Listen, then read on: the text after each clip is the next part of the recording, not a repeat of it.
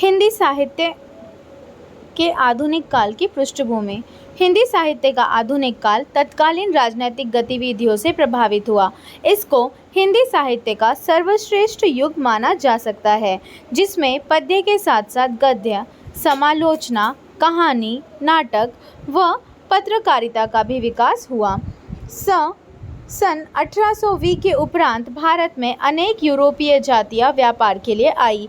उनके संपर्क से यहाँ पाश्चात्य सभ्यता का प्रभाव पड़ना प्रारंभ हुआ।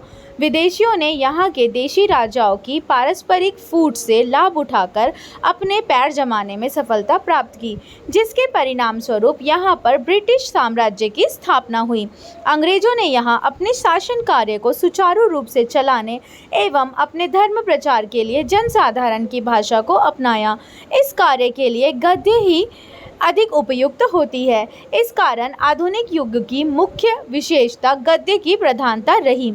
इस काल में होने वाले मुद्रण कला के आविष्कार में भाषा विकास में महान योगदान दिया। स्वामी दयानंद ने भी आर्य समाज के ग्रंथों की रचना राष्ट्रभाषा हिंदी में की और अंग्रेज मिशनरियों ने भी अपनी प्रचार पुस्तकें हिंदी गद्य में ही छपवाई। इस तरह विभिन्न मतों के प्रचार कार्य से भी हिंदी गद्य का समुचित विकास हुआ। इस काल में राष्ट्रीय भावना का भी विकास हुआ। इसके लिए श्रृंगारी ब्रजभाषा की अपेक्षा खड़ी बोली उपयुक्त समझी गई। समय की प्रगति के साथ गद्य और पद्य दोनों रूपों में खड़ी बोली का पर्याप्त विकास हुआ। भारतेंदु बाबू हरिश्चंद्र तथा बाबू अयोध्या प्रसाद खत्री ने खड़ी बोली के दोनों रूपों को सुधारने में महान प्रयत्न किया। उन्होंने अपनी सर्वोत्तमुखी प्रतिभा द्वारा हिंदी साहित्य की सम्यक संवर्धना की। इस काल के आरंभ में राजा लक्ष्मण सिंह, भारतेंदु हरिश्चंद्र, जगन्नाथ दास रत्नाकर, श्रीधर पाठक, रामचंद्र शुक्ल आदि ने ब्रजभाषा में काव्य रचना की। इनके उपरांत भारतेंदु जी ने गद्य का समुचित विकास किया और आचार्य महावीर प्रसाद द्विवेदी ने इसी गद्य को प्रांजल रूप प्रदान किया।